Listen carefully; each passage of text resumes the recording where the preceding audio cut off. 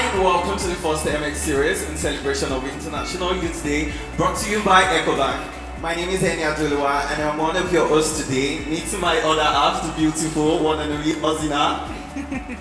You mean better half. Hey people, my name is Zina Anumudu and I'm pretty excited about this show today. There's lots to do, lots to gist, lots to learn and lots to win too.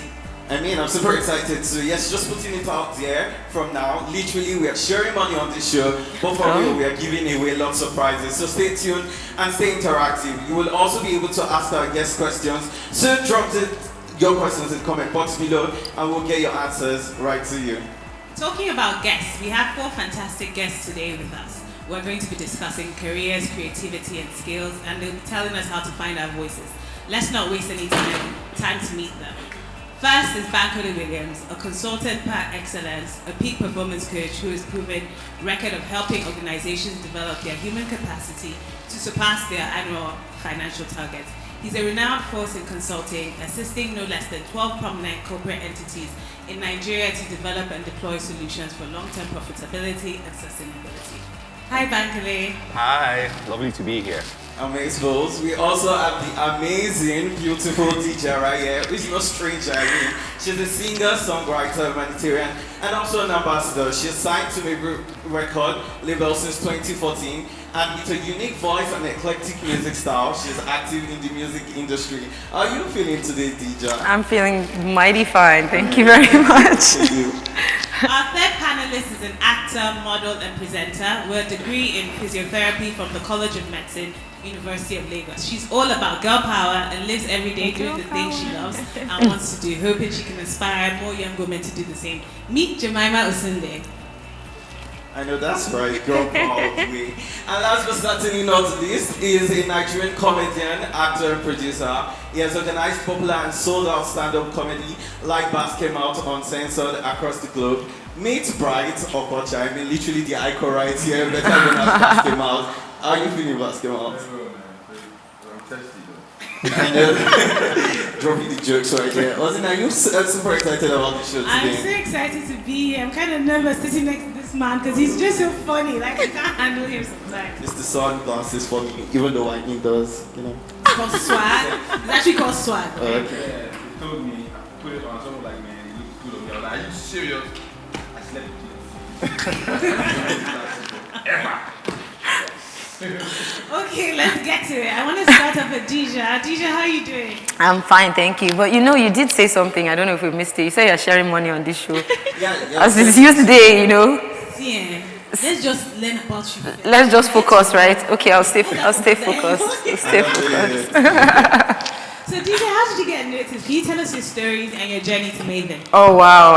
Maybe I'll give you a very short version, so we're not here all day. But honestly, I was so grateful for that opportunity. I would like to give credit to obviously God, and but my manager was the person who, after such a long time, I decided, okay, I'm gonna give this another try again. I'm gonna push through this. You have all these stories prior to that. And he introduced me to a producer called Baby Fresh. And, like they say, the rest is history from there. But, before we even got signed, along the time, then I now met Jazzy and I thought, this is not real. This is definitely not real. It was very surreal. I remember even prior to that, I had sort of appendicitis. So I had a bit of sort of like I was like, they're probably going to think I'm just not going to be able to do this, all those kind of things. But it turned out great. We were working, I think, over 8 months, almost a year before Jazz even signed us, like creating music. And, I know it looked like, oh, it just happened and everything was. Sometimes then along the way I met Ricardo, I met Korede, and we would always sort of ask each other, did you hear anything? Have they, I know you recorded yesterday, how far? It was just a process of, it definitely boosted my morale. As a person, after, you try so many different things. They always say before you get something, there's always these stories prior to that. You just imagine, is it overnight? It's not really overnight. And we were recording on content. Until this day, you're still recording and just trying to, do better than you did prior to that. So yes, I I can't tell you it was easy, but I'm not going to be here all day. But I'm very grateful that I am here and you're actually asking me, and I'm being able to tell other people how possible it can, but you just have to be consistent. Consistently consistent. That kind of stuff. I know, right? Don't worry, I'll have my notebook. So I'm working on it. I'm working on that. Along the way, so many things. You know, I multiplied along the way. And it's been a journey. It really has been a journey. But writing music and music business are two very different things. Being in front of the camera and knowing the business part of music, it was something that after all the hoo-ha and everything, it's just like, okay, there's a reality behind all of these things. How do you stay on top while on top, and how do you do those kind of things? But then you grow along the way, and you just, with the grace of God, you're just working on it. And the new TikTok and all these different things that are happening, like, you have to teach me something. Oh, yeah, I really have to come for lessons. After this, I'm going to really be very shameful and come and meet you for some lessons. I know, but I mean that's like very true. A lot of people do not know about like the backstory and feel like, oh, it's just immediate people. I'm also like trying to breach into music, so we can like. I don't think no, don't worry. You can even hear like your tone in your voice and everything. I'm sure you're just gonna kill it. Don't worry, you're doing fantastic. I mean, Jemima was in there. You look like really beautiful as always. Thank you. And I'm such a fan of you on Twitter. With all I'm the a fan brands. of yours as well. Okay, I mean, medicine, physiotherapy, and now, like, I know you were acting while in school. Like, how Yeah. did all of that come? To be honest, I've always just been very... I mean, then it looked like I was a confused person. But now I realize that I've just always been someone who's ready to try different things. I don't know what my reason is. Maybe I'm bored. Maybe I'm just curious. Whatever you choose to describe it as. I'm just not one person who's okay being idle. I don't know how to just sit and not do anything. You see, rest periods for me is like, oh, okay, when next am I going to suffer? So when I was in university, I was in my first year. So I was always science inclined, head of the Jets Club in secondary school and all of that. I was always in science class. And then I got to SS2, SS3. I don't remember what year they used to pick prefects in secondary school. Sorry, it's been ages. Okay. But I was made the social prefect, and everyone was confused because she's in science class. Usually it'll be someone in literary and debating or something like that. But they chose this girl in science class. And I killed it, if I do say so myself. It was awesome. I had the best fun fair from my secondary school. And so that opened my mind to a different area, because literally since I was a child, all I wanted to do was something in health practice. On my room door, I think I had Osas Hospital. My middle name is Osauyi. So like before you come into my room, you tell me what your diagnosis is and all that. I was that kind of child. So it was very out of the blues, if you ask me, that I decided to go into acting. I have an uncle in the industry. I'm always dragging him into everything I do. Aiko Sakedua. Hi, uncle. So that December. Ike is your uncle. Yeah, he's It's my small uncle. child. Because I'm older than Ike. Are you serious? Yeah, so well, he doesn't like to be called uncle. He's Ike. So yeah, I went we had the Christmas party at his house, and he was, I think, the one who planted that seed in my mind, because he's like, you talk so much, you're constantly talking everyone's ears off. Why not try something in presenting or something along the lines? And I was like, I don't know. I just did JAMB. I just did UTME. UTME completely messed me up. I'm trying to do my diploma to get into Unilag. And I was like, I don't know if I can do all of that. And he was like, okay, maybe just give it a shot. So when I got into Unilag, me thinking, oh, I'm going to be in med school, I got there, diploma year. Hi, Unilag, I'm sorry, I'm going to drag you a little bit. It was a huge hall of like 700 students. And if you don't get there really, really early, you're not even going to know what your lecturer looks like. So half the time I was sitting in that hall like, oh my Lord, what am I doing with myself? And that's when I said, you know what, I'm just going to go for auditions and see what happens. So there were days where I'd miss lectures to go for an audition. Yeah, I mean, we all had those moments. But I was missing lectures for a good cause, to start my career, my other career. Yeah. When music So that's how I taking- started. In diploma year, I'll go for auditions. I auditioned for a ton of shows, and I just started getting callbacks. And I was like, you know what? I'm just going to go with it. No actual training in acting or anything entertainment. I was absolutely winging it, still am. And that's how it started. So I just decided to carry on and see how that would turn out, and I'm really glad that I did because that's why I'm here. Amazing, amazing. Thank you for sharing. Bankole, can you please tell us about what you do and what your route was getting to where you are today? Okay, so my journey is a pretty interesting one because I went to the University of Lagos. I wanted to study medicine, but they gave me biochemistry, right? I do believe that a lot of us were given Yeah. right? The course I had absolutely no interest in, right? No business studying the course, so I didn't like what I was doing. So pretty much like Jemima, I was actively involved. I was part of there was a rap group I was part of, right? It's today called Rooftop MCs, back in the day, right? And then we were 4 guys, and I recall that the two existing guys in the group then came to meet myself and the other lady, Aisha, to say that we were going to drop out of school. And for the first time, it occurred to me that, this wasn't what I wanted to do for the rest of my life because I couldn't make that decision. When I thought about what my dad would do to me if I made such a decision, right, I knew that, rap was not it for me. So I wasn't interested in the course I was studying. What I'd spent my extracurricular activities, skipping classes and stuff doing wasn't really worth it for me. So what was my life about? So I recall one time we were at an event in the University of Lagos. A gentleman came to speak by the name Fela Durotue. And I literally saw somebody leaving a picture of my future, right? I said to myself, this is it, every other person was excited about all he was saying, but I just felt like this should be me. And I think that we all experience those moments in life where you see somebody doing something so well and it's almost like a baby inside you leaps, right? So I started asking questions. What does this guy do for a living? They said, he's a management consultant. I said, and that's it, So I started, trying to apply to, work in management consulting.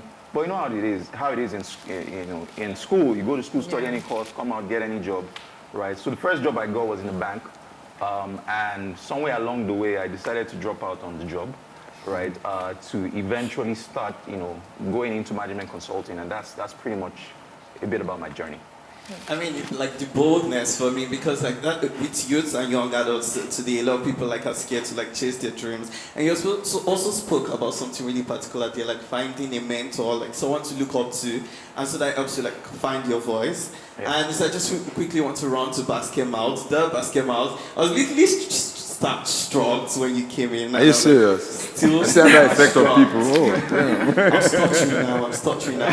But I mean, I watched you growing up, and now like you're like this being an whole evolution right here, like in the comedy industry. Yeah. And a lot of people have thought that comedy is not for screen and not for TV, and just majorly for like stage. You're representing Nigerian comedy and African comedy at large. But now you've revolutionized this whole business and moved it to TV. How did that happen, and how has that been for you? Okay, how I moved from where I was to where I am right now. So the thing is, I've always wanted to do TV. Like, I love TV. And that's the reason why when we were trying to set up the website, my guys were like, what do we call it? Basketmouth.com, basketmouth.ng, or whatever. I said, no, let's call it basketmouth.tv. And they were like, why? This was like over 10 years ago. I was like, I don't know why, but I think I'm going to get into TV one of these days. And I had done something with Kayode Peters, Flatmates. We started Flatmates in my sitting room back then in Ikpori. We couldn't get sponsors, so I pulled out to, face my, the hustle. And I got an opportunity about 5 years ago, and someone was like, look, guy, there's an opportunity for a sitcom on DSTV, and if you have something, you should throw it in. I didn't have anything I wanted to throw out then, so Kayode Peters reached out to me and was like, man, let's do Flatmates again, and let's take it to these guys. And I like, if I start doing that, it's going to keep me grounded. But then again, after we're done with that conversation, I realized that, because at that time, I was doing a lot of gigs outside, so I didn't have anything keeping me grounded here. So I was like, this is a good opportunity, but just do it. At least you'll be active, you'll be in the eyes of people and all that. So I made the move. We sent in the synopsis and everything, and they loved it. And we started from there. That's how we just tweaked the name, My Flatmates. And decided from there, we moved from one point to another, and I started enjoying it more. And I'm like, okay, you know what? Take it to the next level. And that's how Papa Benji came about, the secrets of Lulu, everything. I just started bringing stuff out. I was enjoying it, and for some funny reason, the same way I could come up with jokes, like materials, but like the same way I could come up with different sitcoms. Like I could just sit down and like, I have a new idea. There's this new one that I'm about to bring out. I'm going to say it here now. Because I've been coming up with so many ideas. A lot you guys will be seeing very soon. The thing is, when this idea comes in, I'm like, just do it. There's no need waiting. So an idea hit me, and it was about, because people have done a lot of things. So like, it's about angels. It's about angels in heaven. Really? Yeah, that handles our prayers in Nigeria. That's a hotline. Box full, overflowing. So the show is about the department of Nigeria in heaven. Like all the angels handling all our prayers and everything. So yeah. Nigerian angels. Yeah, they're not Nigerian angels. Nigerian. So it's like a 10-part series. So this is how I do it. Like it just comes, And then I start create email. it. Because if I execute, I do not wait. And that's how, I find myself, Also, just to say something right there, because I want to point out something you really said. Like being ready when the opportunity actually comes through. Because like I never knew like Flatmates had started before, before you actually came on TV. Wow, how young are you? Wait, like 20, 21? That's right. I mean, so like it's super excited to know that like just being ready like when the opportunity comes Yeah. by, so like totally being on your feet. Preparedness. Yes, prepared. Yeah. Amazing. Now, before we Amazing. move on from you, though, I've noticed you ventured into music too. So Oh, like, yes. Because I remember I was listening to one song and I was like, that's nice. They're like, it's Basket Mouth. So I was like, I mean, who's that? It's Basket Mouth album. Like, what do you mean? And I went on, I think, iTunes and I typed and it came I up. saw my and I was face, like, I like, this guy. Like, can you explain that too? Because a lot of Okay. people are scared to move from segment to segment. And I feel like with your career, what I really admire about it is the fact that it's so multi-dimensional. Yeah. You're a comedian, you're a producer, you're an artist, you're Yeah. an entrepreneur. So how Wow. do you have that? I know, right? So I'm stroking your ego. So yeah, I'm about to start floating. My head just started floating. like, how do you find it in you to just keep moving? Because a lot of people can't even take that first step. Talk less of multiple steps. Okay, I'll be fast. It actually started with music. Yeah, I think most of us started. Say our parents used to go to church all the time. So you don't hear music from your womb. Doctor, is it true? Is that possible? I mean, Yeah, you don't hear boo. Jesus, I thank you. Anyway, so music had been my thing since I was little. So I started off with drumming. I started playing drums in church. The drummer wanted to leave and had been watching him because I didn't learn how to play drums. I was just watching him play the drums every Sunday. So I found out that they do rehearsals on the Wednesdays and Saturday evenings. So I go there, sit down while they're doing the rehearsals, watch him play the drums. I'm always on him. So one day, we were rehearsing one Saturday, he left the drum set. And I was like, nobody was watching. So I walked and sat there and started playing exactly like him. And he turned around, his name is Oreva. He looked around like, because I think I was like 14 or 15, and I was so little. And I was like, my leg couldn't even touch the kicks. So he came and tutored me, like, no, do it this way, do it that way. And he was about to leave the church and start playing for some other church. So he was like, look, you're going to take over. And that's how I started. And moved from that point. Then some guys saw me and they were like, who's this little boy playing drums? Come play with us. And they started taking me from one spot to another. And my dad's church needed a drummer. So my dad said, look, you cannot be going around playing for other churches. Your church needs you. So I started playing at the church, St. Joseph Children's Church in Kirikiri Town. Then I met a keyboardist, Ogonna Okuike. Ogonna was playing the keyboard with me because I needed to source for instrumentalists and all that. So I got him to start playing. So I started learning how to play the keyboard from him. So while that was happening, I was like, I realized that the keyboard can actually make beats. I was like, wow. Because I've always loved rap music. So I was like, can we make beats? And he said, why not? So we started making beats from that point. They were like, no, it's not working. Those kind of PSL sounds. And I was like, I feel no. like DJ can relate to like what you're saying. You can relate, right? You can relate. So I was like, I need to make beats. Then I met another guy called Etc., who is a musician. I was like, look, I can produce your songs for you with my little knowledge. And that's how I started. I became a studio rat. Afterwards, I went to school. I heard about some music group. I joined them. Comedy was there. I was funny. The comedians on stage were not really killing it. I was like, you know what? I can do this one. Let's leave music. So I was just moving from one point to another until I did songs with Wizkid and all these guys, but I never, Okay. like 9 years ago. Never released it. It was just, music was calling me. Are we still going to get that music out? Like, right? From I 9 mean, years it's ago. Wizkid and basketball. Like, can we?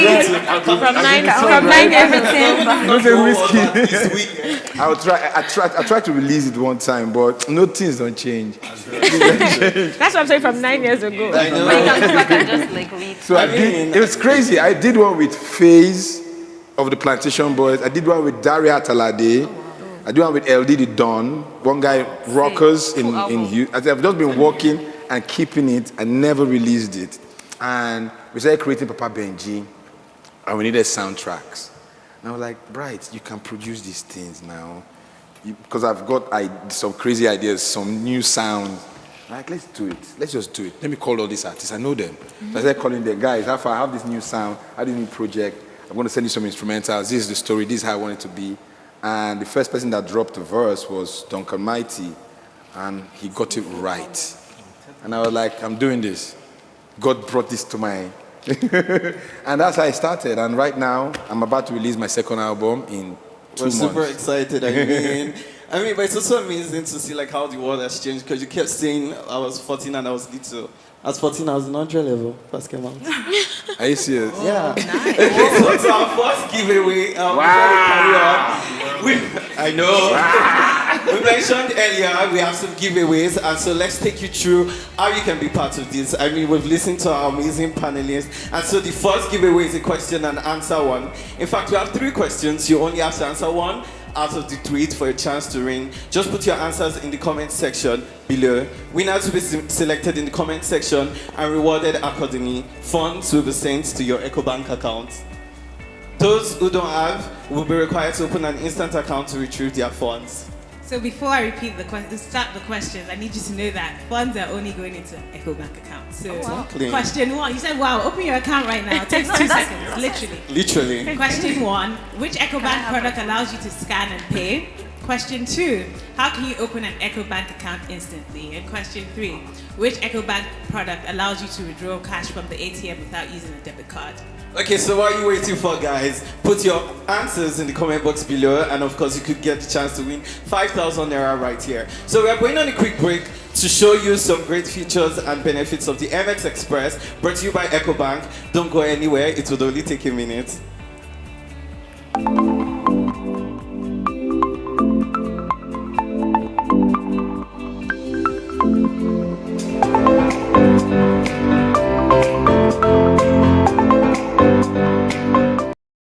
One of the most recurring questions we've gotten since Jollof Road ended is, how did we make payments on the road? We went through 14 countries with 7 different currencies, and everyone wanted to know if we had found one solution which worked across board. We did. So it's interesting that we could send us money from Togo and we can cash it here in Guinea-Bissau. From Nigeria to Niger, in the most remote towns and the busiest of cities. But it wasn't just about being there, it was also about anticipating problems we didn't even think we would have before we had them. Like the fact that we weren't going to find an ATM at every corner we turned. EcoBank's promise was simple. Wherever we went in West Africa, they would be there, making payments simple. And they were.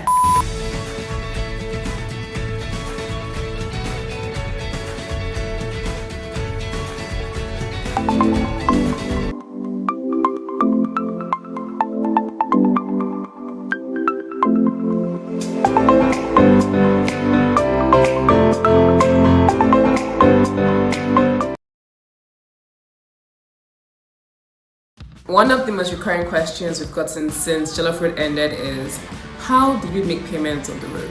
We went through 14 countries with 7 different currencies, and everyone wanted to know if we had found one solution which worked across board. We did. So it's interesting that we could send us money from Togo and we can cash it here in Guinea-Bissau. From Nigeria to Niger, in the most remote towns and the busiest of cities. But it wasn't just about being there, it was also about anticipating problems we didn't even think we would have before we had them. Like the fact that we weren't going to find an ATM at every corner we turned. EcoBank's promise was simple. Wherever we went in West Africa, they would be there, making payments simple. And they were.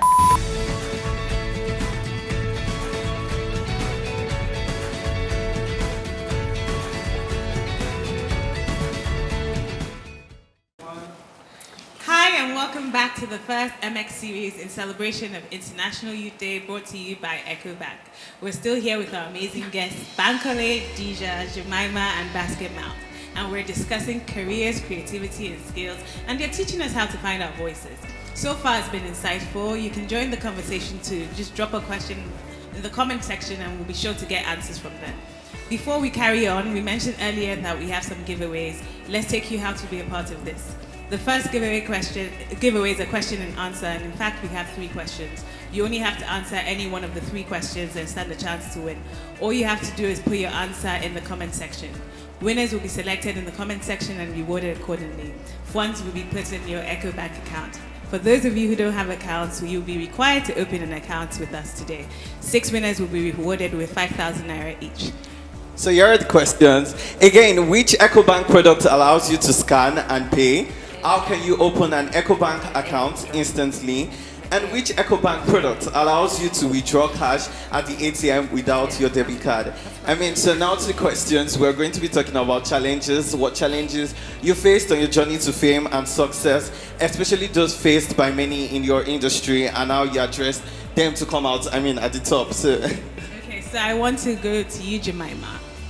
I feel like in your industry, there's a lot of noise. And when I say noise, it's just a lot of chatter online, people always talking, and it's easy for someone to get drowned. It's easy for talent to drown. How do you feel like you found your voice, and what's your advice to someone who's not necessarily in your industry, but in an industry they find somewhat difficult, and how can they find their voice? Sorry for the loaded question. No, it's okay. It's okay. You broke it down, so I know what I'm supposed to answer. Like, I was head of Jet Club. No, I think there's not one shoe size that fits all. So what works for me might not be the solution to the next person's problem. I'm just going to focus on what works for me. I'd say that I'm surrounded by very, very good people. And one of my biggest blessings is finding my people and finding myself before throwing myself in the public eye. Like, there's nothing, never say never, but there's hardly anyone online that doesn't know anything about me except the things I've told you can do or say to make me feel any less than I am, or make me question myself, or make me question my values. And that's because I'm very, very confident in who I am, and I've found myself as a person. And I also have people around me that keep me grounded. I can't for the life of me see myself tomorrow being influenced and my mom will not call me and drag me back, or Adesuwa will not be my face saying, "Are you insane?" Things like that. I just have people that I know look out for me, have my best interest at heart. And for me, it's also, I think another thing that's very, very vital for anyone who's trying to get into entertainment of any sort. Don't allow desperation be your reason, because when you're desperate, that's when you start to cower to different things. Like we have a lot of quotes coming out. I know, right? Yeah, because when you're if you're desperate, there's times where I've seen things where people have made me offers that I know would have been against 1 or 2 things that I stand for, and I'm very okay with saying no. I don't have to do it. Somebody else can do it. It doesn't always have to be me. You can't be everywhere attending to everything. You have to pick what is for you. Know what you stand for. You have to define your brand, define your person, and pick the things that align with that. Anything else is just external noise. And you need to learn how to identify them and cut them out. Otherwise, you're just going to be pulled in every direction. You're going to be everywhere doing everything, and before you know it, it will drain you. It's exhausting. You don't want to burn out. You don't want to burn out. That's the thing. I mean, for basketball to be giving you like the knuckles. Yeah, I like to talk, you know. Right. Speaking, I want to talk to Deja because Deja, at the beginning, you were telling us your story, right?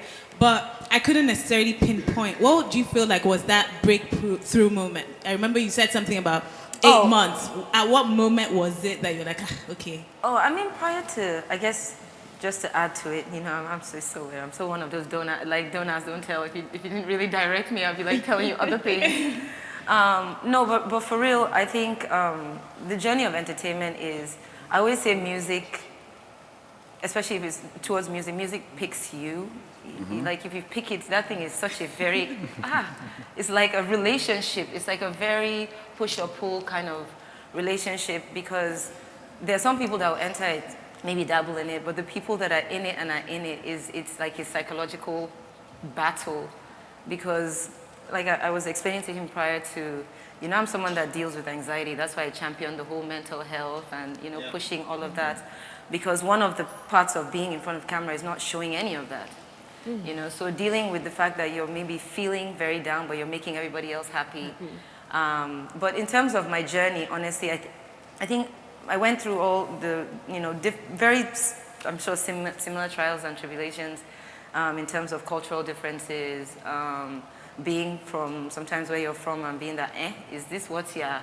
So this was, I think I sent you to school. Don't worry, I send you to school for, you know, and there's somebody coming from, sometimes it's not necessarily even from your parents, you know, you have extended family members, and I'm very, very family oriented. So as much as you can have a tough skin, there's things that you're just like, but this auntie that I actually, you know, you'd be like, you know, this is not the way, this is not what we're thinking for. I mean, sorry, Scotty, like I could relate very well to what you're saying. So like the extended family part, I'm like, okay. Yeah, but you know, you like Jemima did say at some point, you have to learn to block out the noise. Yeah.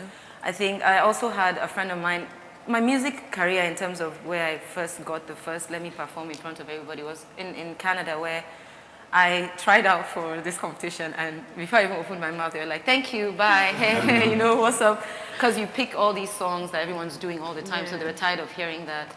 But outside of that, you know, she signed me up for this thing, and she's like, just so you know, in 2 days you're going for this competition. You know, I know you're sad, but...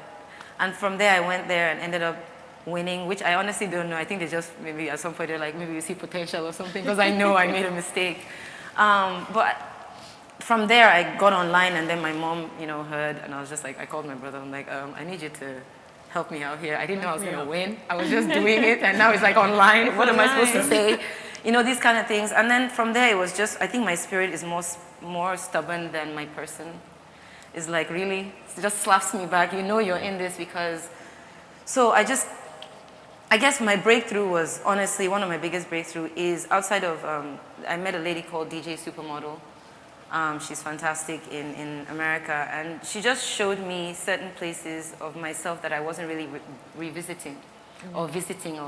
And then being the fact that Jazzy acknowledged something I had done, you know, I'm skipping, you know, a few years ahead and things. It just, like I said, it boosted my morale, but it was more or less, it also gave that stamp of approval. Because everybody else now that was kind of like a naysayer was like, well, I can see something there, you know, and it wasn't that they were coming from a very harsh place. I think people are always afraid because there's no guarantee in our kind of industry. There's no guarantees.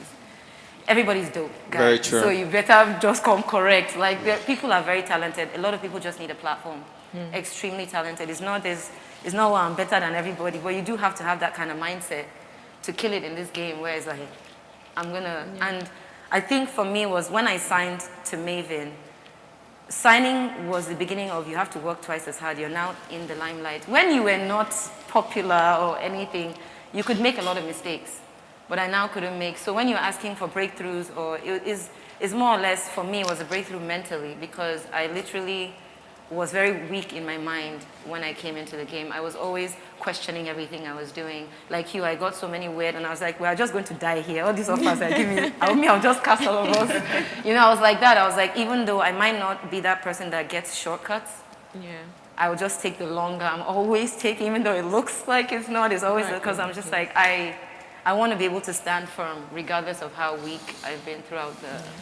I mean, very true. Before I talk to you about Collie Williams, because I know that you're the only one here that's not basically in the entertainment industry, and so How do you know he's not in the entertainment? He's there. I mean, he was in a rap. He was in a rap He was in group. music first. Yeah, he was in a rap group. somewhere. Don't mind. You know these Gen Z kids. Wait, I'm sorry, what, you were in a rap group? Yeah, he said that. Oh, wow. You know Gen Z kids have something with attention span. Oh, okay. I must have missed that. But I mean, I just want to say something to what DJ said before I ask you a question. Because, I mean, that's very true. There's no certainty, especially in the entertainment industry, that what like everybody addresses as blow, that you blow one day. Yeah. So, like, it's just like, am I sure? Because again, I had like that very, very fear that, oh, like you're not sure, like you're like living your like first class degree. I'm just putting it out there. Come on. But like, I mean, and okay, of course, a master's degree. Come on. And you're just living there and you're just like, okay, I'm just going to do this. And then, Yeah. you know, there are days where you actually wake up and there's no food on the table, literally, because you're like just this Because broke having person going for artists, so they're saying, auditions. no, it's a real thing for a It's lot a of real different thing. people. Because you take chances on yourself. Yeah. And sometimes, even if you've had help, because I always say, you know, people do help you, even if it's emotionally, mentally, but there are times where you're just like, I'm going to take a chance on myself. I know you're not going to give me because you think I'm going to waste it, those kind of things. So kudos to everybody just being bold and pushing. Okay, but I mean, now to ban Collie Williams, because I know, now that I know that, I mean, you were in a rap group. But also, I really want to get this side of like the management consulting side. And you know, even switching from like the entertainment industry to finding like your voice in now management consulting. Like, how did that happen? And like, how did you like know that, okay, this is what I want to do? And then like, you know that, oh, this is just the way I'm going to go. And, you know, telling our audience, people who are watching now, who are like contemplating whether to do like 9 to 5 or to bridge into like the entertainment industry, what would you say to them exactly? I think the first thing I would say is, you know, sometimes I answer this question dependent on who is asking, and I'll tell you why. Yep. When you're really young, I like to say expose yourself to as many things as possible, and the strongest thing will pull you. Yeah. Right? That's true. When I was in school, and you know, for those who are listening who are in school, you know, how can you just be in school and you're focused on your academics? I'm sorry, right? Yeah, get good grades, but there's just so much. You have ample time to do a lot, right? Expose yourself to as many things as possible because you're still trying to discover, and in exposing yourself, something is going to pull you, right? For me, with music, you know, when I got into music, I recall, it's interesting, myself and Don Jazzy were classmates in Federal Government College, Lagos. There's a lot of Don Jazzy in this room. No, I just feel like they're all exposing their age. Is an enigma. Trust me. To be honest, I don't know any human being on earth that drums like that guy. That guy is phenomenal, right? This guy made drumming fashionable. Now, if in my school then, everybody was exposed to music, right? Because music was Sorry, the do thing. you know this drummer next to me? Because you're saying you don't know anybody. I was upcoming. You're allowing them to talk to us like this? It's fine. It's See, fine. No, but see this thing, Yeah, like I'm sure, fine, I'm it's sure fine. basket mouth, he knows. I know. You know, he is Jazzy is phenomenal. great. Jazzy, No, he's to think that he's a producer is not by chance. This guy has been a long time coming, man, right? And that's my point. So don't just think it's just all about, you know, your academics. Get good grades for your parents because for your Even for yourself. For yourself too. Even for yourself. Yeah, true. for Yeah. yourself, this is being for yourself. realistic. It's National Youth Day. Right, but make sure you just give yourself that exposure. And that was it for me. I exposed myself, you know, I was doing rap, you know, traveling from one part of town to another. And it got to a point in time where I realized, you know, this wasn't it. And for me, the tipping point was when my guys dropped out. And it just hit me that, dude, you can't drop out of school for this thing. So it wasn't worth it for me, right? And I came out of school, got a job, like every other person who, you know, in Nigeria, you know, this program, you come out of school, get a job, right? And I was working in a bank, and even whilst I was in the bank, I knew that I wanted to speak. I knew that I just wanted to talk and just empower people, right? But Fela, like I said, was a model to me. So everywhere this guy spoke, I was there. I remember one time, I went out, you know, with one of my friends. Some ladies were talking somewhere, and I was eavesdropping on their conversation. And they were like, Fela is coming to speak in our church. And then, without even telling them, I decided that place, I'm going there. So I thought they said, what's the church in Guiding Light Assembly. Unknown to me, they said Grace Assembly. Guiding Light Assembly is in Ikoyi. So I went to Ikoyi, dressed up, was chilling. Dressed up in the Ikoyi way. Do you understand? I get it. Right? And I was chilling and nothing was happening. So I asked the guy beside me, did they say last Sunday, did they announce that fella is coming here? I said, who is fella? I said, problem. I had to call my friend who knew the owner of the store to call one of the ladies to find out where this guy was speaking. Right? That's how I was obsessed about this, right? And all that while I was still a banker and everything, and somewhere along the line, I just realized, this is not it for me. I'm still young. I can make a decision to up and leave now. I was one of those guys who was really thriving, and I knew that if I continued on that path, right, I would get to a point where it would be difficult to make such a decision to leave. Yeah. So I said, heck it, I'm leaving. I took a pay cut, right, and I ended up working with Fela. Right, understudying him. It was tough, it was difficult, but that's the price you have to pay for the dreams that you have, for yourself. And ultimately, I've started my own business. I run, consulting interventions for different banks, within the country. So to answer your question, expose yourself to as many things as possible. The strongest thing will pull you, but it's important to recognize that you need to learn on that path. It's not going to come automatically. Understudy, look for the best in the industry. Find a way to serve them, right? Exactly. And ultimately, you gain the confidence to be able to chase after that thing that you believe that you're called to do. I feel like I'm in like a master class. You're just like taking it all in now. So do we have questions on social media? Please feel free to send in your questions because Annie and I are having fun with all of them, but it's not fair. I feel like we're the ones learning here, but they may have specific questions. So feel free to share your questions and we'll be sure to get the right answers from your favorite panelists. Okay, so again, do not forget to send in your questions. And so we're just going to pan to Baskem out now. And so again, we've heard a lot from every other person. And also to you, I really want to know. I mean, you've been here for a long time. We've made that really clear. And so like, what are you saying to like young adults out there right now who are like trying to like find their voice and like trying to bridge into what exactly they want to do? Also noting that, I can't even imagine like telling my parents, oh, like what do you want to do? I want to be a comedian. Like my professor father is like shaky right now, excuse me. But I mean, like all of that, was there a lot of support from parents, family? And also like, what are you saying to that young adult who just really wants to chase their dream and, like forget all other odds? Okay, for me, my friends supported me because when the first support I got was from a guy called Alaji. So I was entertaining my friends, Dominic and the rest of them. I was just giving them gist. And just normal, I was giving them boo-boo up and down. That's it. Because I come up with different crazy ideas, and I just be telling them crap. And they were laughing. And Alaji called me and said, Brad, have you watched Eddie Murphy's Delirious? I didn't know Eddie Murphy was a stand-up comedian. I knew him as an actor. I was like, no. And he said, come to the house. He gave me the VHS tape. So that VHS tape, I watched it for months. You understand? I was like, I'm going to do this, what I want to do. I can't do this, But music was in me. But I was like, I'm going to do this.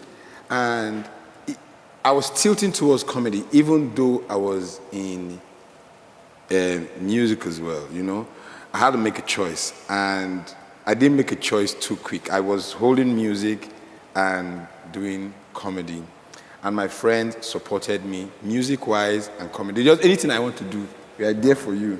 Because my brother was a rapper, so it was easy to get support from his own side. My parents, my dad, the first time my dad heard that I was doing stand-up comedy, it was a show that I did at Lekki. I think it was in Lekki, was it Lekki Beach? DTD. Mandy was the host many years ago, like 22 years ago, 21 years ago. And you don't say nothing. Don't say nothing. Don't say nothing. Don't say nothing. Don't say nothing. 21, it was 21 years ago, I remember. And he was in heaven. So I did, when I did my first, they recorded that show and they put it up on AIT or something. Someone told my dad, and my dad called me and said, Bright, I heard that you are making fun on TV. on TV. I said, cracking jokes. Oh, yeah, cracking. Is that what you want to do now? I said, no, I just do it like a hobby. Like, I hope you're not just still focusing on your books. I said, and I was like, okay, fine. And that was it. And nobody, like, they supported me all through. And I was always switching. From one point, I'll move to, you know what, let's promote shows. And they were like, yeah. It's so interesting to hear because I actually thought music just started for you. So to hear that it started fast, No, right? it started first. And then Bankole, you had said something about exposing yourself to a lot of Exactly. things, that something pulls you the most. Yeah. Which Yeah. now takes my question to you, Jemima. How do you feel about your career? Do you feel like the medicine can start pulling you more, or you're going to just stay in the acting? I mean, before Jeremiah answers, I also want to say, because when I was in university, I used to watch Jeremiah Madon, and then I'm like, wait, like, are you seriously actually like studying medicine? And like, so you know, like that kind of person that you just send to your parents, but see this girl, now, she's not doing it. Like, why do you think I can't? Look, honestly, when he finished speaking, I wanted to say something, but I was like, let me know. I don't know what the timing is. Let me just chill till it comes Please to me. speak. I honestly agree 100% with everything he said. Expose yourself to so many things because you don't know what will click for you. I feel like, first of all, nobody asked me before bringing me into this world. That's already one problem. And then you have me I'm a teenager, and it's up to me to decide what I want to do for the rest of my life. I'm not well equipped for that. I just came out of secondary school. What do I know? I think it's not, like, there's not enough infrastructure, whatever the word is or terminology is, for people in that age group to actually equip them properly to know what they want to do. At 14, 15, I just wanted to watch Barbie and Hannah Montana and disturb my brothers. I wasn't, no. Even now I watch Barbie. I like her too. I do Insta stories singing the theme song of Barbie, so it's an all-time fave. But for me, at that point, I think the only reason why I even knew that I wanted to do medicine or I wanted to do something in health was because I had someone in health. It's because I knew someone as a child that I wanted to be like. Without him, I don't know that my entire childhood I had anything I was really interested in. I was literally just floating. So for me, I think what I would say is, like he said, expose yourself to as many things as possible. Be cautious as well, because you don't want a situation where you're now jack of all trades, master of none. And it's okay if there's multiple things pulling you. People always ask me, is it entertainment or is it health practitioner or practice rather? Do you want to be a health practitioner or do you want to be an entertainer? For me, it's like, why can't I be both? That's what I was about to Why say. can't I be both? Queen, I'm like, going to do both. I've been doing both my entire career. When we shot Lionheart, I've said this thing 1,000 times. I was writing exams in Lagos and shooting in Enugu, catching flights, reading on the flight, reading in the car. And I've had supportive parents. They're the ones who've taken me to all my auditions, driving me from the airport to school, taking me to shoot all night and sleeping in the car with me. Your parents, they have the car. You're from a rich family. My parents what are you doing here? okay. No, this industry, you and DJ, you people don't belong here. No. DJ is from where to, this industry is for poor people. But my daddy's money is not my money. Exactly. My daddy's money is not my money. Also sitting down. Yeah, like I'm of the opinion. I'm a very I feel. DJ probably knows this from Twitter. I'm forever saying, I like her as an individual, as a woman, nobody will tell me what I'm supposed to do. No one will tell me, just get married. If I say that I don't want to get married, Daddy, I'm not saying that I won't get married. I'm not saying that, but I'm because saying I'm about to start prayer and fasting but I'm for you. saying that if I choose that, that's not the path I want to go on. No society or culture or whatever else there is will determine what my life will be. Because guess what? I'm the one who's living that life. None of y'all who making decisions behind the scenes are going to be there with me. So I better make sure that what I'm doing is what will make me happy and not what will make my daddy happy or make my auntie happy that's not focusing on her own kids. It's me and what I want. Can you, Jemima, can you just say auntie's name since you've already shaded her completely? Just put her name out there. You need to know, like, auntie, go and watch your kids. I feel like we're all living pretty much the same lives. Yes. Because people always want to, especially as women, I'm sorry to make it about women, but people always want to tell us what to do. And I'm sick of it. And I'm like, I'm going to live my life for myself. but also for the girl who wants to be able to say, I can do what I want. I can do it all if I want to. It's the day I'm tired of doing it that I will stop. Nobody will tell me to stop. There are days where even getting out of bed is difficult because I've shot all night and I have to be in the hospital at 8 a.m. I did it 9 to 5, I did it. Internship of 1 year, I did it every day from Lekki to Luth, where my hospital was. Right now, I'm in my service year, NYSC, and I'm attached to a hospital. So like every day, there's something to do. If I'm not on set, I'm at the hospital, and that's because that's what I want. I want to be able to live a life where there are no boundaries, and I feel like it's okay to want to do that. So it's okay if what pulls you is more than one thing. Just make sure that at least you're getting some sort of joy from both things, or however many they are, and you plan your life out properly. You need to be organized to be able to live that kind of life. And it's possible. That's just I mean, no biggie, but imagine like just being treated by the German mouse. I'm like in the hospital. I'm like, oh, who's your doctor today? It happens sometimes. People are like, oh my God, I know you. I'm like, no, you can't move. If you move, you actually dislocate something. Calm down. Yes, it's exciting. I like it. I mean, so we'll go on a quick break now, and then when we come back, we'll also take questions from social media. And so, it's very quick. Okay. 1 minute is quick. Okay, so let's. What is it you're doing? Like, It's just 1 minute. Yeah, it's just a break. Okay. But just I hope we're all enjoying the conversation. Just take a breath, relax your body, so you can yes. get your legs back. Don't make us stretch. You don't have enough time for water, I don't think. One of the most recurring questions we've gotten since Jollof Road ended is, how did we make payments on the road? We went through 14 countries with 7 different currencies, and everyone wanted to know if we had found one solution which worked across board. We did. So it's interesting that we could send us money from Togo and we can cash it here in Guinea-Bissau. From Nigeria to Niger, in the most remote towns and the busiest of cities. But it wasn't just about being there, it was also about anticipating problems we didn't even think we would have before we had them. Like the fact that we weren't going to find an ATM at every corner we turned. EcoBank's promise was simple. Wherever we went in West Africa, they would be there, making payments simple. And they were.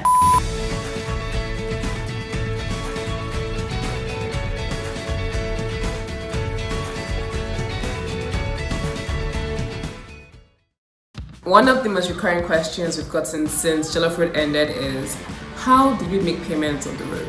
We went through 14 countries with 7 different currencies, and everyone wanted to know if we had found one solution which worked across board. We did. So it's interesting that we could send us money from Togo and we can cash it here in Guinea-Bissau. From Nigeria to Niger, in the most remote towns and the busiest of cities.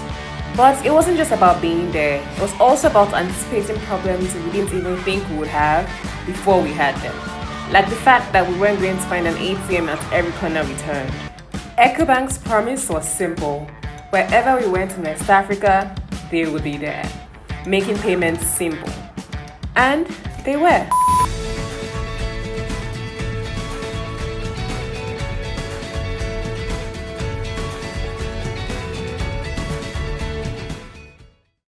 One of the most recurring questions we've gotten since Jollof Road ended is, how did we make payments on the road? We went through 14 countries with 7 different currencies, and everyone wanted to know if we had found one solution which worked across board. We did. So it's interesting that we could send us money from Togo and we can cash it here in Guinea-Bissau. From Nigeria to Niger, in the most remote towns and the busiest of cities. But it wasn't just about being there, it was also about anticipating problems we didn't even think we would have before we had them. Like the fact that we weren't going to find an ATM at every corner we turned. EcoBank's promise was simple. Wherever we went in West Africa, they would be there, making payments simple. And they were.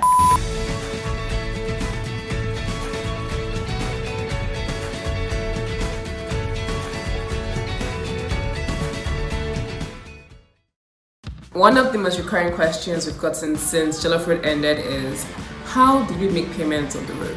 We went through 14 countries with 7 different currencies, and everyone wanted to know if we had found one solution which worked across board. We did. So it's interesting that you could send us money from Togo and we can cash it here in Guinea-Bissau. From Nigeria to Niger, in the most remote towns and the busiest of cities. But it wasn't just about being there, it was also about anticipating problems we didn't even think we would have before we had them. Like the fact that we weren't going to find an ATM at every corner we turned. EcoBank's promise was simple. Wherever we went in West Africa, they would be there, making payments simple. And they were.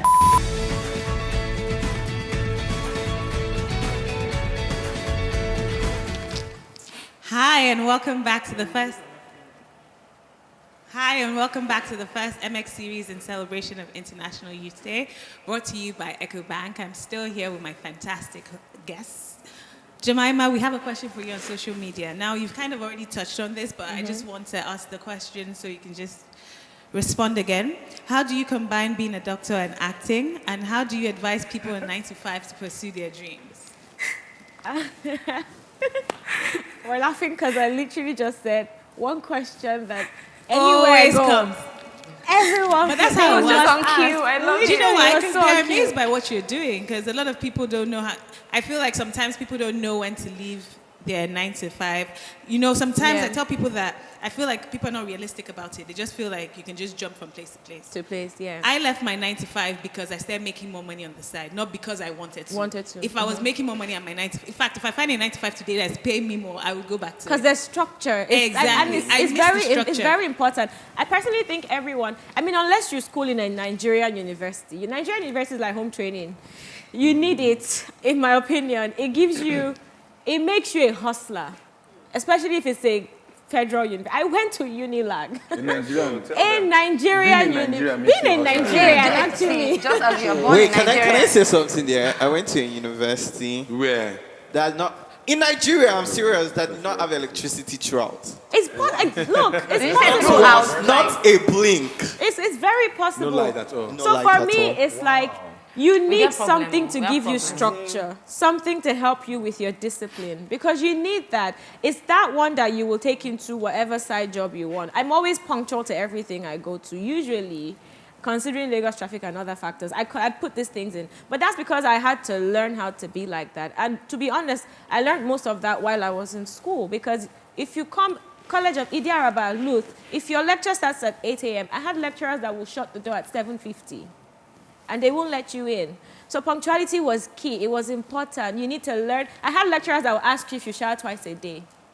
Because they were very, I don't know if it's just my school, but they paid attention to every tiny detail. So all of that, I'm building this, sorry, I'm going far, but I'm going somewhere. Yes. So I feel like you need something that will give you structure, because if you don't have that discipline, if you don't have it, and you go into a world, especially a world like entertainment, where it's very, very, it's not fixed, you will lose your bearing. So if you're in a 9 to 5, depending on why you're there, it might be that that's the only thing that you're able to get right now.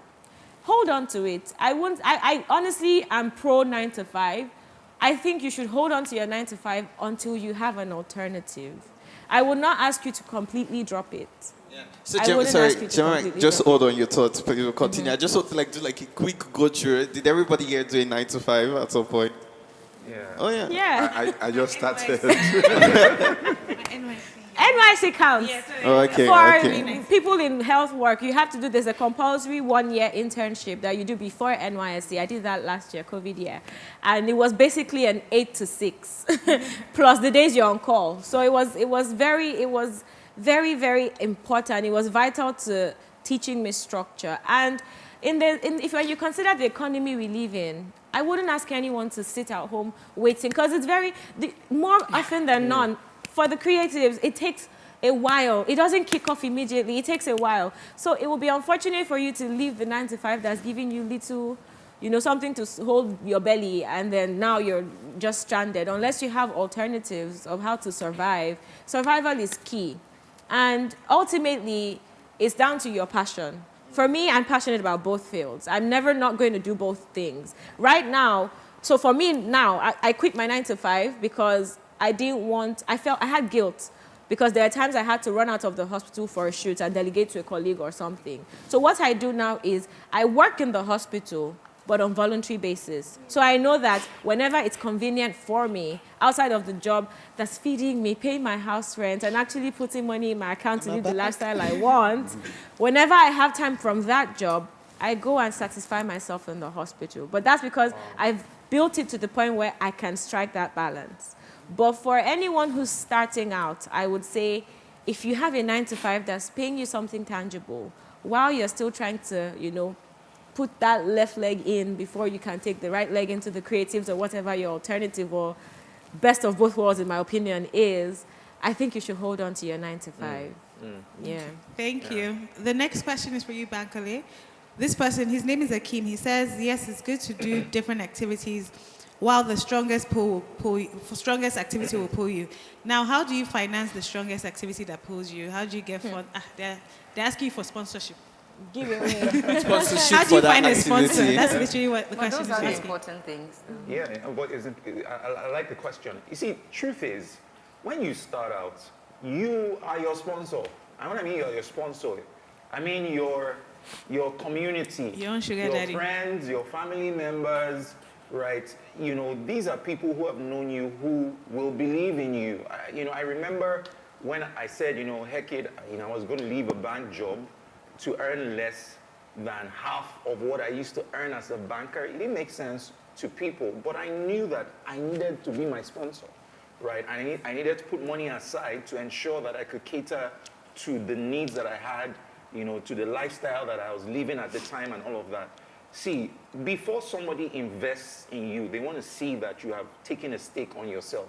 They want to see the sacrifices that you have made, the prices that you've had to pay, for yourself. So that's my advice to anyone. Stop waiting. The problem a number of times is that people want to start big, right? Exactly. Dream big dreams, but it's okay to start small, right? Rather than stay at home. And, picking on what Jemima said, it's so true. Why sit at home?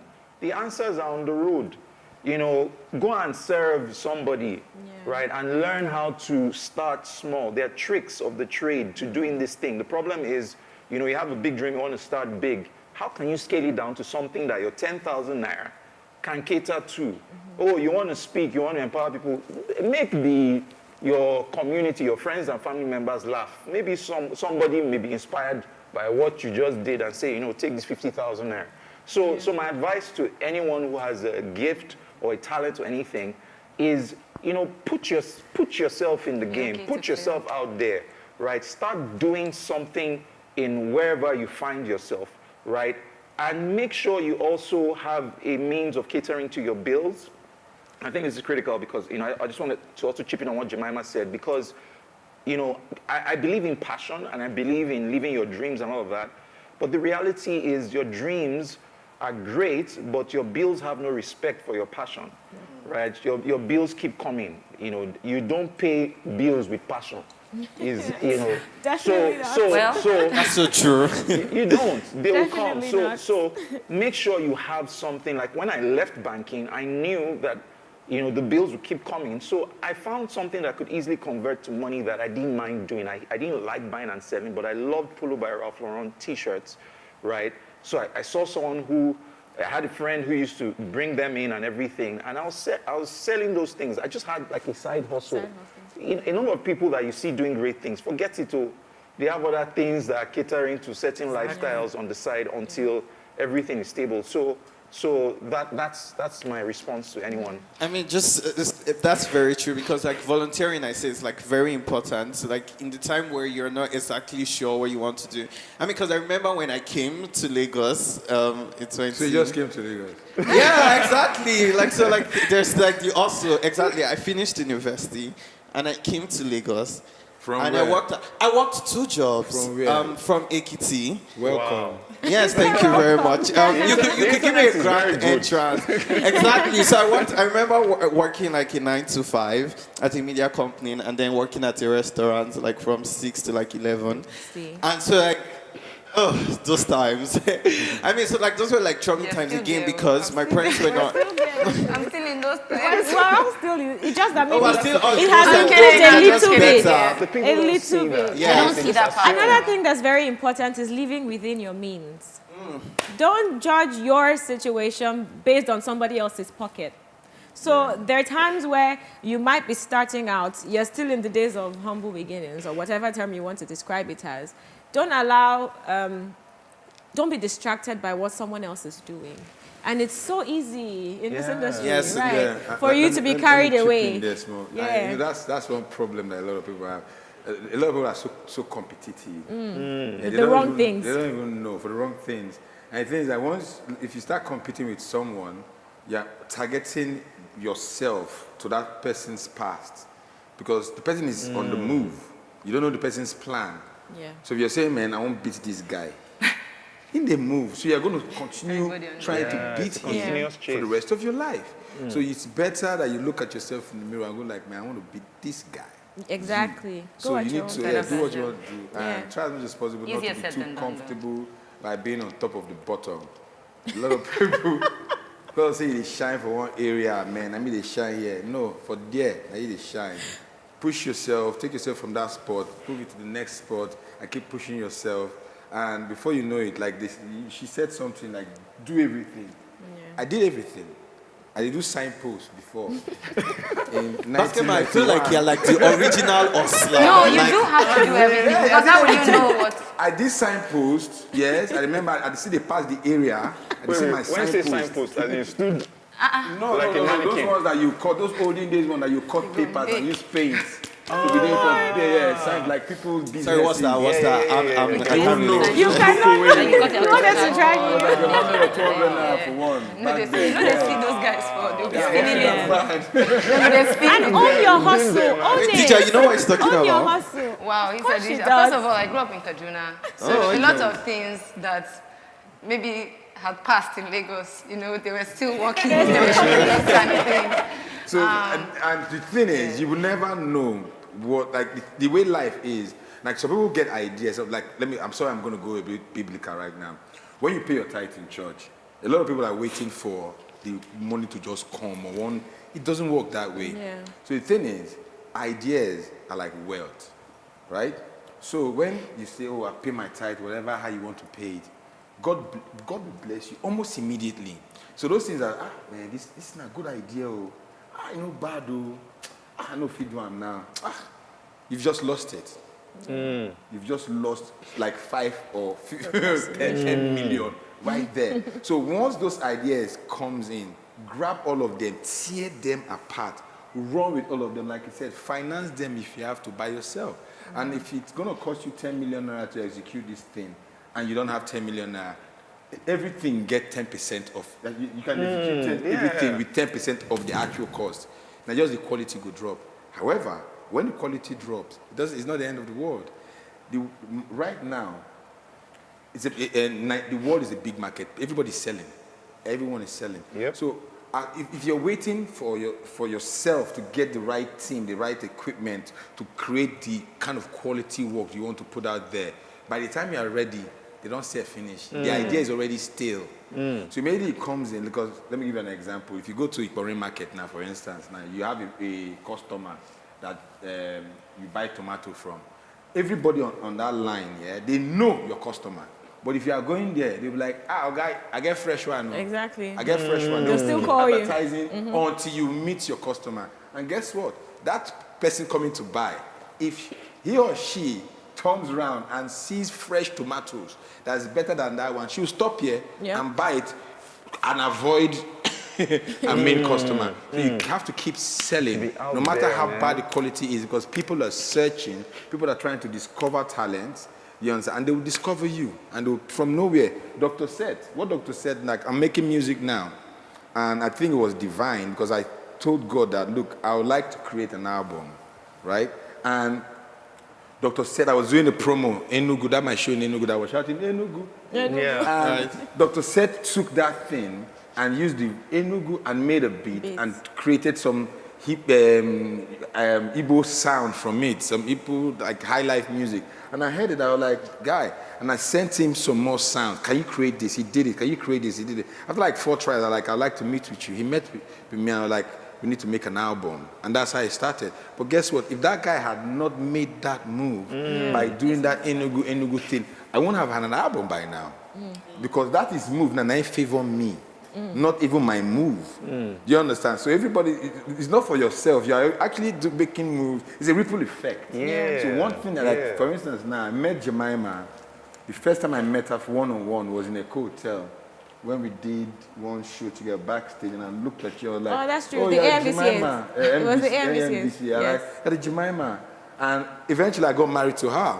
Hey. Sorry, I On didn't- TV. Oh, okay. Oh, okay. Just to be sure. She said daddy. And I said, I would like to work with. I told you Yes. that we work together. This is like 6. And I was like, oh my God, basketball knows me. Oh my God. I like to work with you. 6 years down the line, and I was looking for a wife for my character I created, and for some funny reason, her name kept coming. Not because of I remember 6 years ago, but because I was seeing you doing stuff on Twitter, on So you kept Instagram, putting and this, the- and you were just there. So you Consistency. were that tomatoes that was just in front of me. I was like, you know what? I'm gonna go for her. Consistently. Thank you. And I was there waiting, and as soon as he threw it, I jumped at it. It won't pass me by. Yeah. And that's how it works, man. Just go for everything, Amazing, man. amazing. We've taken a lot of questions on this, and thanks to our fantastic panelists, we're getting a lot of insight to the journey to success in the creative industry. You can join in the conversation online. Just continue to drop your comments in the comment section, and we'll get the answers for you. But before we proceed, I'd like to share the winners because, as you know, Deja was looking for your money, so I want you guys to get your money without her taking it from you. On Teams, we have Carol, Olakunle Kemi Akonde, Nana Obia Buachi Martin. On YouTube, we have Emmanuel Asukun, Legbosi Emmanuel, Jimmy Soko. And on Instagram, we have at HMI Bako and at Folamide. All winners should please DM us their information so that we can get their money to you. Make sure you include your account number or your Echo Bank account Echo number. Bank account number. I mean, I also have a question for Dija, but before we proceed, we have a second giveaway for you. This is called Fastest Fingers. Fastest Fingers airtime giveaway of 1,000 per network will be displayed on the screen and rating with their various network colors. So Jemima, drop your phone. Where's the phone? I'm like, what? She's like, okay, I'm a bonus line. So really, it's about to top up quickest. So just watch out for the code scrolling at the bottom of the screen. And hey, grab a free top-up courtesy of the MX series. Okay, back to business and back to you, Dija, because Dija mentioned something right there about growing up in Kaduna. And there's a lot of like cultural values particular to that area. And I mean, you're here now in Lagos. And I mean, you spoke about it earlier, about like growing up in a particular area of the country. How did that... What did that bring out for you? And, you know, in terms of now finding your voice and being able to do what people may have thought not culturally correct in quotes, and, you know, like also like facing all of that fears? First of all, I was, at some point in time, I used to always be afraid of everything. Just, you know, how it would affect other people, because I'm, I guess what you call an empath. I just like knowing that everybody is okay. I don't want my mom to be stressed out, you know, all those kind of things. But then again, I have a very stubborn spirit, and I have coconut head in certain things. I can't lie. I think as much as you can be unsure, being able to be very confident, and also, like he said, having people around. I want you to understand that sometimes you might be very confident, but you might not even have the opportunity to go and meet somebody or end up meeting in a place where you might end up, you know, I want to be that person that stands and tells you it's possible even if you're not in the right place or the right time. You can create your own opportunities. The idea was like there's this, you know, I guess there's this notion of, I guess, the North, truthfully, in Nigeria, regardless of, I guess, when it comes to religion. But most people tend to have that kind of notion. It's just, I guess with the North, it's very amplified with a lot of things going on. I'm also one of those people that I've always wanted to be the reason why something was eradicated. You know, outside of the music, I've always, like you said, 9 to 5, I always did everything, honestly, to just collect money to do my music. I was so much into music that, you know, I finished in 2 degrees. You know, I completed psychology as well. I want to push too much. And music is one of those things where it cuts across borders, regardless of who you are, where you're from, what you're doing, and you relate. And I realized that even being from the North, someone can relate to me. Why is it always, I feel like sometimes you're very racist in Nigeria, too, like Northern Nigeria. I know that we come with our own culture, and but so does everybody else. And I want to be that person saying that I could be here and still be accepted and be that same person that you're saying, now from that side in the Congo. I mean, I've been in a salon where somebody said, now Boko Haram with this, you know, all those kind of, it happens, you know, but you grow a thick skin where you're like, oh, is it this small thing that is just going to come and make me come and want to fight you? You're going to get the best out of me here. This was very recent, as of 2020. Wow. You know, because it's getting to the point of where people are taking this. How did you dress? I dressed like this. So this is how I went. You didn't have like an But explosive suit on. No, but what should it matter? No, but that's what I'm trying to say. Why should it matter? So I wanted to represent, I want to be that person that stands on a platform to be like, okay, it's enough. There's only so much of this that we can all have a platform, we can all be successful on that platform, we can all come from many different places. And that's what Maven was for me. And that was the turning point for me, where Jazzy was literally from everybody. I think I might have been like the only Muslim in there or something, you know, and you know, that you would still be able to pray and they say, oh yeah, do your own. You come and do your own and let's do. And I created what I thought I could never create. But like, before we started this, what we mentioned was I also want to create venues, like platforms in terms of grants. Sure. Like, how do you get grants? It's National Youth Day, and there's a lot of youth that are just literally running all around. We have an Amajiri system. We have IDB camps that there's so many talented people. Exactly. Like he said, music comes from an empty place. Sometimes, you know, you're full of all these things and you have darkness, and the best songs come from really sad moments. As much as some of us don't want to visit that. A lot of people are living this day and night and constantly living through these horrors, and I just wanted to be that person that was like, I know you have a picture, but I'm going to shatter that picture completely and I'm going to build a new one for you however you want to see it, because we don't make ourselves. The spirits that follow us, music is a spirit. Forget that thing. If you just leave, you like, I better come back, please. Just write another song. But for me, music put me in places like I would sit here with, today you're here with politicians, tomorrow you're here with amazing comedians, you're here with people you have been watching on TV. Like, I must do, like, you know what I mean? The idea is, and I'm here and I'm real. And I have blood running through my veins, and I'm beyond all the fame and all that. I'm like, scratch all that and realize there's people behind all these things, going through mental, physical, emotional journeys just like you, and you're just like, you know, trying to break it down because either you're going to make money. So my idea was I needed people to realize I'm here. And there's other people like me that are so talented, but it's covered by what you're seeing from the outside or what you think. Yeah, so also before your question, sorry. I mean, I really like that, like the push to change the narrative, and of course. Yeah, I'm stubborn. Yes, I'm stubborn I love as hell. it. I don't know if I can mean, that. something to just disclose here. I don't know if you say. Are we expecting music soon? Oh, of course. You know, I was dropping EP after every child. You know, now it's 3 EPs, 3 kids. So now I'm trying to work on my album, which is the first time I've actually said that out. You heard it first, yeah. I know. Yeah, so you did hear it first. We've heard so many first. Remain stubborn. That's the Angel Show. Okay, Bankole, please, can you tell us what you would do differently if you had to start all over again? Because I've heard your journey, but if you were to go back, what would change and why? That's a beautiful question. Thank if I was you. to start all over again, maybe I wouldn't have studied biochemistry.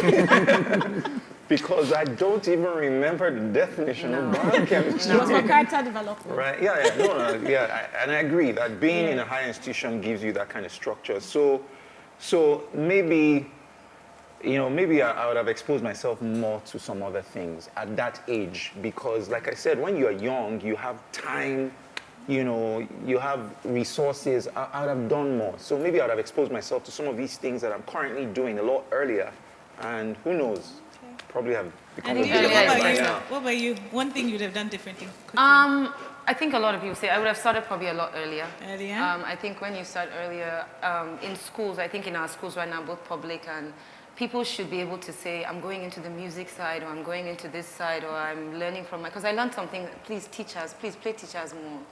The teachers that really changed my life. Like, I'm saying this on digital. Tuesday. He said retweet. Yeah, seriously. Like, my mom is a home economics teacher, so you can't expect to come to my house and not be able to eat. But the idea is teachers really gave me, there were some teachers that broke my confidence, and there were some teachers that really built me up. And if I didn't have that, and this was like secondary school, KD and all that, if I didn't really have that, wherever I went in the world, I don't think I'd be as confident. You know, as much as they say, okay, let's go out and come back, the goal is that people are allowed to find who they are earlier in other places. Here it's almost like you're allowed to find who you are after you finish uni.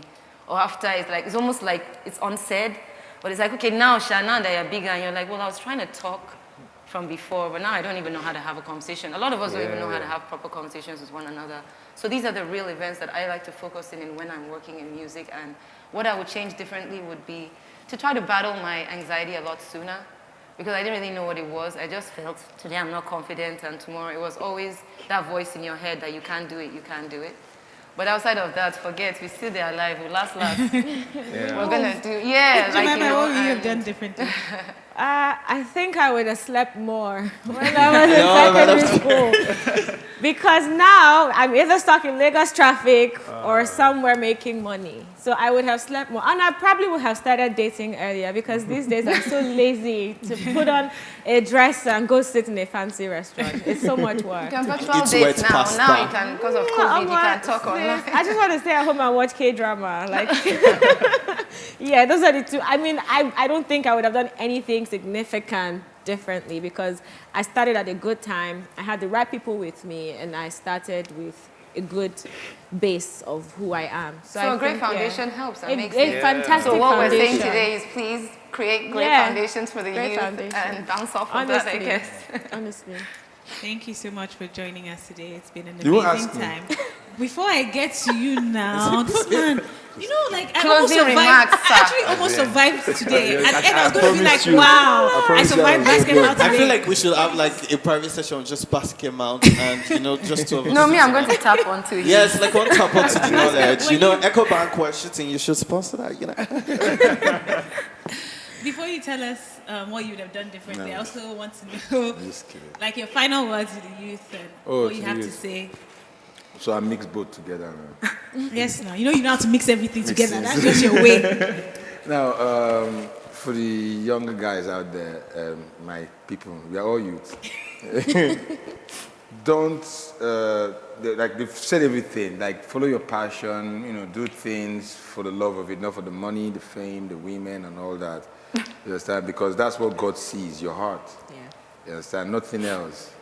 And don't let people validate in it. Like, just do your thing. Don't do things to impress people, right? Just do good work.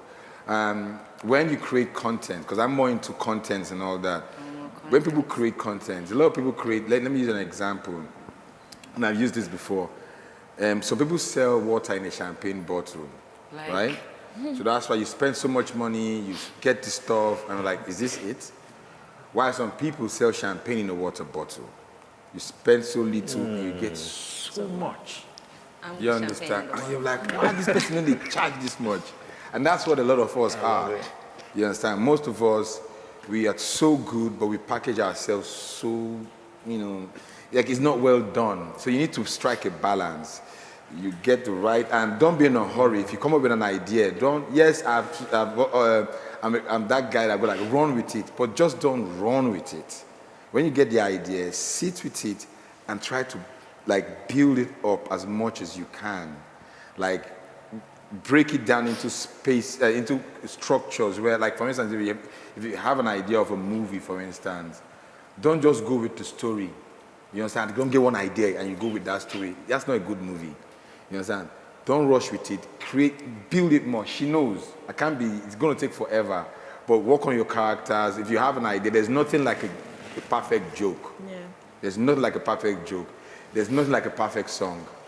If you hear one song, no matter how good that song be, they will just say, man, if you add one more thing. You know? And now, for me, I won't have changed anything, to be honest. I see myself, it took me a while to realize this, but everything that happens to me was meant to happen.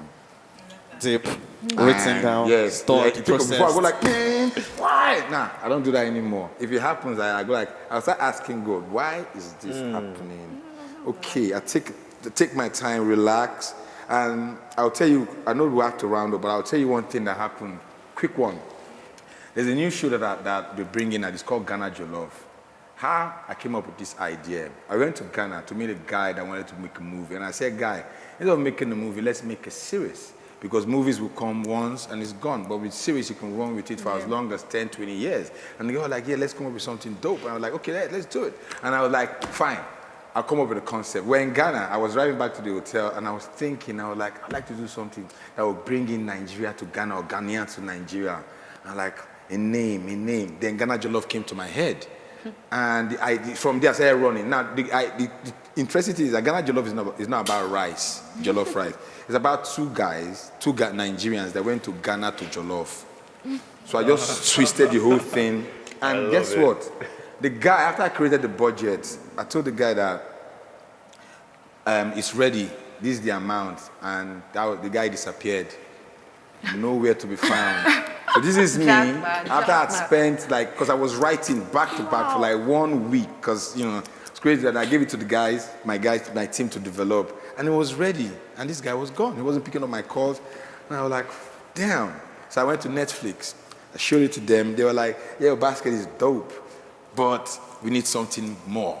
And I'm like, no, you can't tell me that you need more. This is more. I went to Showmax, and Showmax saw what I was creating. They were like, look, we're going to take it. And this is the second time I was going to that guy. I had taken Papa Benji to them before they couldn't take it. And I took Ghana Jollof. And one of the conversations they had was like, he brought Papa Benji to us and we didn't take it. And he went ahead to do it. Let's not lose this one. Let's not miss out on this. And he took it. And guess what?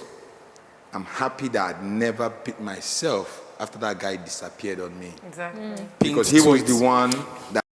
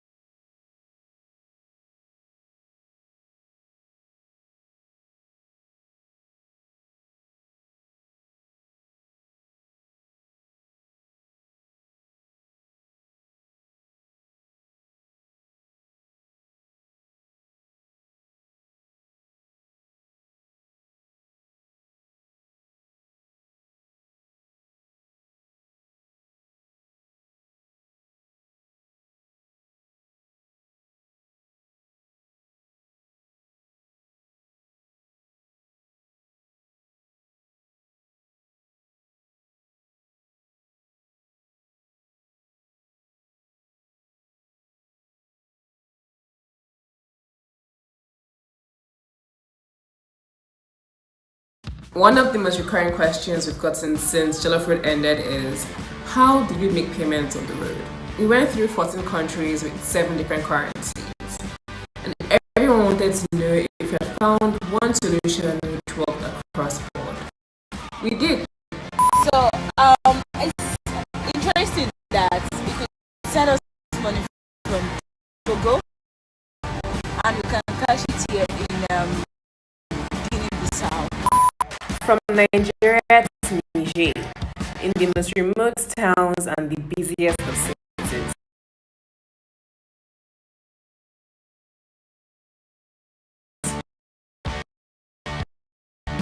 But it wasn't just about being there, it was also about anticipating problems we didn't even think we would have before we had them. Like the fact that we weren't going to find an ATM at every corner we turned. EcoBank's promise was simple.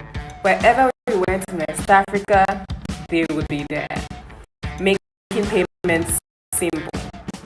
And they were.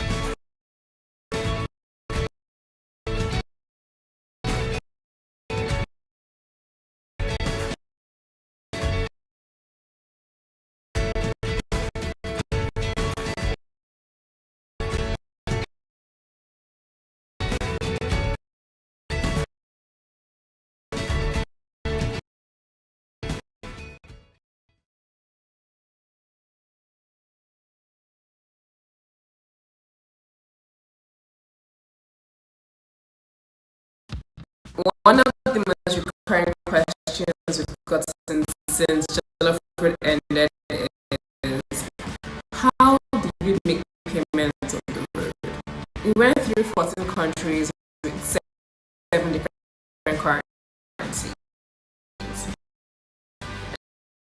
And everyone wanted to know if you had found one solution which worked across the board.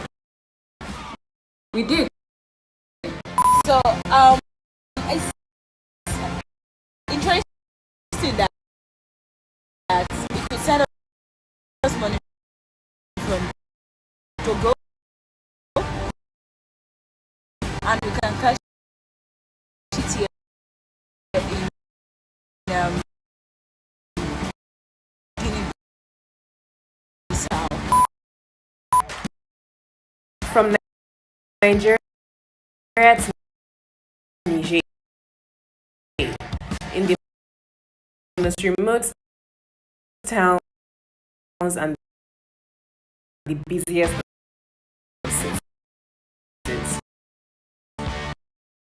But it wasn't just about being there.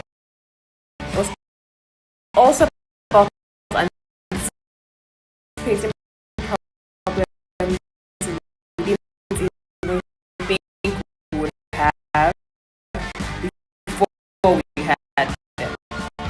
Like the fact that we weren't going to find an ATM at every corner we turned. EcoBank's promise was simple. Wherever we went in West Africa, they would be there, making payments simple. And they were.